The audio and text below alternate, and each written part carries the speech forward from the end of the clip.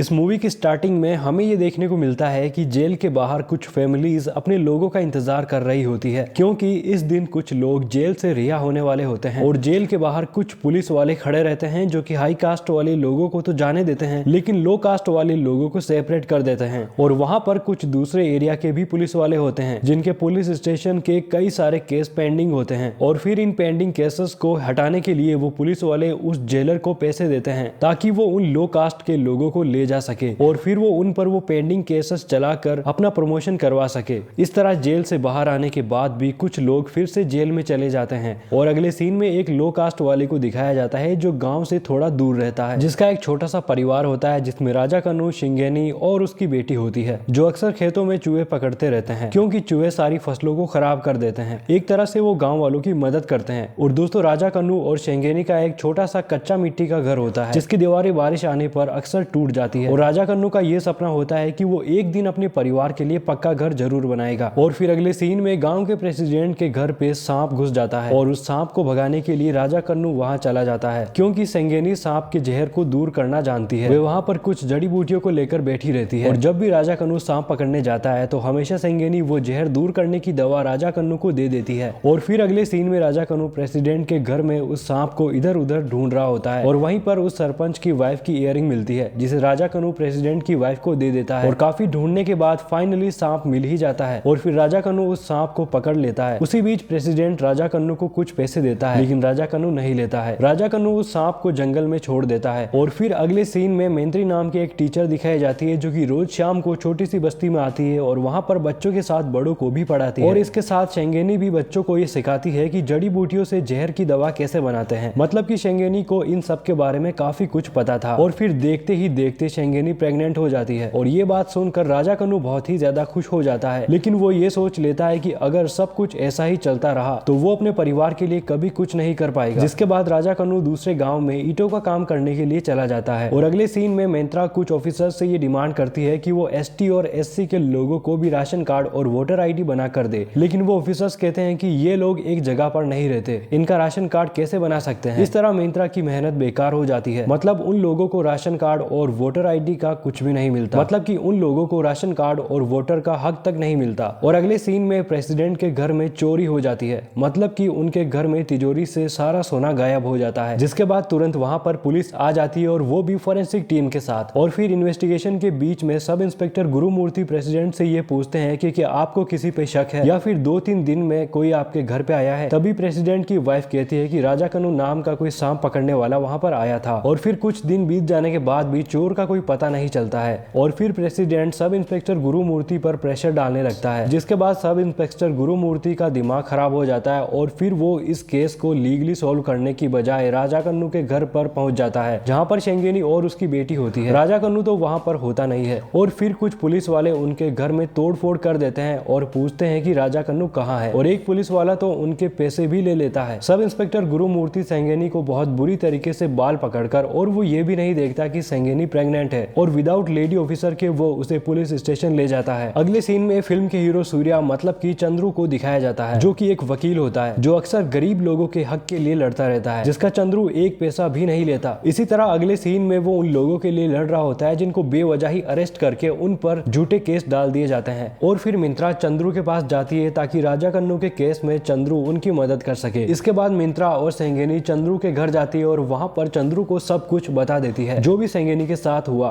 बिना झूठ बोले कि कैसे उसको और राजा कन्नू के भाई को, उसकी भाभी को और उसके जीजा एक और उनके रिलेटिव को बहुत बुरी तरीके से मारते हैं। और जब राजा कन्नू अपने घर आता है तो उसे प्रेसिडेंट के लोग रास्ते में पकड़कर बहुत मारते हैं और राजा कन्नू बार बार उनसे कहता है कि मैंने चोरी नहीं की, और फिर उसे जेल ले जाकर बहुत बुरी तरीके से मारते हैं। मतलब कि बहुत ही ज्यादा घिनौना और दर्द भरा टॉर्चर करते हैं ताकि वो ये मान ले कि उसी ने वो चोरी की है। इस तरह से सभी को ब्रूटली टॉर्चर किया जाता है और राजा कन्नू की बहन के तो कपड़े तक उतार दिए जाते हैं। और फिर अगले सीन में शिंगेनी को यह पता चलता है कि वो सब जेल से भाग गए, जिसके बाद शिंगेनी कई लोगों से मदद लेती है और जहां जहां पर राजा कन्नू ने काम किया था वहां पर भी उनके बारे में पूछती है कि क्या वो वहां पर आया है। और ये सब शिंगेनी चंद्रू को बता रही होती है। इसी बीच मिंत्रा चंद्रू को पुलिस की स्टेटमेंट देती है कि कैसे वो लोग जेल से भागे, कहां कहां पर रुके और क्या क्या किया, वो सब कुछ इस स्टेटमेंट में होता है। और पुलिस के पास आई विटनेस भी होते हैं। और फिर चंद्रू सोच में पड़ जाता है कि इस तरह के केस को कैसे लड़ा जाए। और काफी सोचने के के बाद चंद्रू को आइडिया आ ही जाता है और फिर वो सेंगेनी और मिंत्रा को बताता है कि हम कोर्ट में हेबियस कॉर्पस का यूज करेंगे। और अगले सीन में चंद्रू कोर्ट में पिटीशन फाइल करता है, लेकिन हेबियस कॉर्पस के ऊपर गवर्नमेंट लॉयर कहता है कि माय लॉर्ड ये सब बेवकूफी है, पिटीशन को रद्द कर दिया जाए। लेकिन चंद्रू भाई साहब कुछ ऐसे सब कुछ जज के सामने रखता है कि जिसके बाद जज चंद्रू की पिटीशन को एक्सेप्ट कर लेता है। अगले सीन में चंद्रू सेंगेनी के घर जाता है और उस पुलिस स्टेशन में भी जाता है और वहां पर जाकर वे सब कुछ इन्फॉर्मेशन कलेक्ट करता है और फिर उसने जितनी भी इन्फॉर्मेशन कलेक्ट की होती है उसे वह कोर्ट में रखता है, क्योंकि जब चंद्रू के सामने उन आई विटनेस को लाया जाता है तो वहीं पर चंद्रू को यह पता चल जाता है कि वो सब झूठ बोल रहे हैं, क्योंकि चंद्रू उन विटनेस से ऐसे ऐसे क्वेश्चन पूछ रहा होता है जिनकी वजह से उनके झूठ सामने आ ही जाते हैं और फिर बाद में तो वो सारे आई विटनेसेस सच ही बोल देते हैं, जिसके बाद जज उन सभी झूठे विटनेसेस को जेल में डाल देती है और गुरुमूर्ति और उसकी टीम पर एक कमेटी बिठाती है और फिर गुरुमूर्ति और वो गवर्नमेंट लॉयर एक एक्सपीरियंस लॉयर राजमोहन के पास जाते हैं, जिसके बाद वो उस केस को खुद हैंडल करने के लिए कहता है। इस तरह से जब सबकी बुरी तरीके से बैंड बजना शुरू हो जाती है तो गुरुमूर्ति सेंगेनी को पुलिस स्टेशन बुलाकर उस पर 2-3 झापट मारकर यह कहता है कि तुम इस केस को वापस ले लो। लेकिन यहाँ आने से पहले सेंगेनी चंद्रू को सब कुछ बता देती है कि कैसे पुलिस ने उसकी बेटी को किडनैप करके उससे पुलिस स्टेशन आने के लिए कहा, जिसके बाद ये सब चंद्रू जज को बताता है और फिर जज डीजीपी को कॉल करता है और फिर डीजीपी गुरुमूर्ति को और फिर डीजीपी सेंगेनी को जीप में उसके घर पे छोड़ने के लिए कहता है, लेकिन सेंगेनी पुलिस जीप में नहीं बैठती है। और दोस्तों सच में ये सीन एक अलग ही फील देता है। और फिर 10 दिनों बाद कोर्ट में फिर से सुनवाई होती है, जहाँ पर एक बहुत बड़ा विटनेस कोर्ट में पेश होता है जो एक कॉल के बारे में बताता है, जिसके बाद चंद्रू भी कुछ नहीं कर पाता और वहीं पर राजमोहन जज से ये कहता है कि उन भागे हुए चोरों पर हेबियस कॉर्पस लगाना इट्स इलॉजिकल। चंद्रू ज्यादा कुछ ना कहकर जज से कुछ दिनों की मोहलत मांगता है ताकि वो उस कॉल की डिटेल निकलवा सके और काफी ढूंढने के बाद चंद्रू को सब कुछ पता चल ही जाता है, क्योंकि उसे करेला में एक फोन बूथ वाला आदमी मिलता है जिसे वो अपने साथ ले आता है और फिर जो कुछ भी वो फोन बूथ वाला वहां पर देखता है वो सब कुछ जज को बता देता है।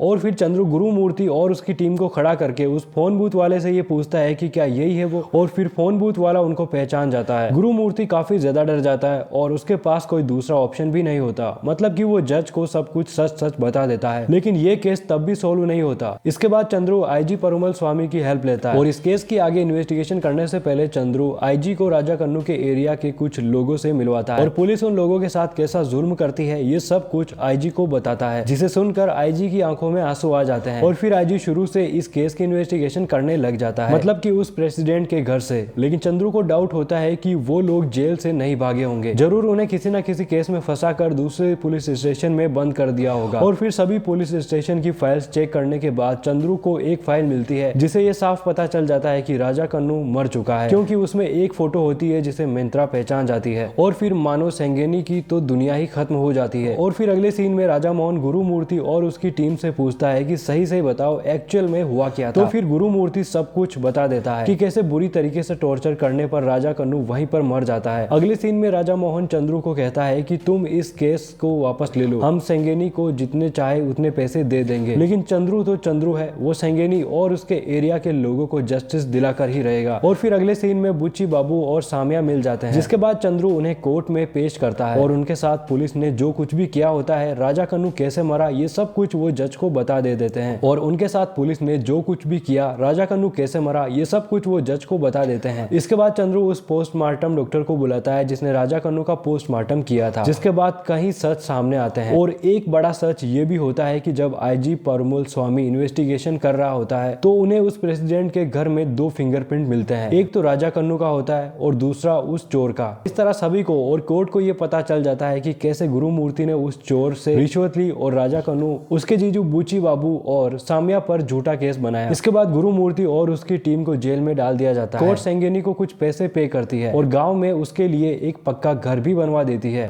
और इसी के साथ कोर्ट वकील चंद्रू और आईजी का शुक्रिया अदा करता है कि उन्होंने कैसे उन मासूमों को इंसाफ दिलाया। और एंड में सेंगेनी भी चंद्रू को हाथ जोड़कर शुक्रिया कहती है और ये सीन ऐसा होता है जो सभी की आंखों को नम कर देता है।